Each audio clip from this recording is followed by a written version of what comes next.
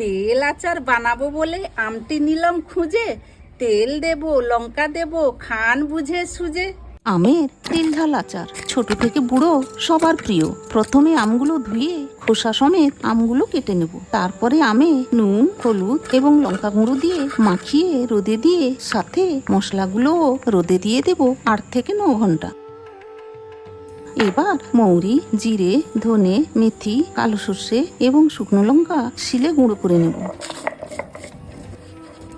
আঁচে কড়াই বসিয়ে সর্ষের তেল বেশি করে দিয়ে দেব। এবার তেল গরম হলে নামিয়ে হালকা ঠান্ডা করে নুন এবং গুঁড়ো মশলা দিয়ে লঙ্কা গুঁড়ো দিয়ে আমগুলো দিয়ে দেব। তারপর মশলা মাখিয়ে ঠান্ডা করে কাঁচের বয়ামে ভরে নেব। সাথে কাঁচা লঙ্কা চেরা দিয়ে দেব। তারপর রোদে 15 দিন থেকে 1 মাস দিলেই রেডি। লুকিয়ে খান বা সবার সামনে খান, যখনই খাবেন তখনই বলা চাই, দারুণ।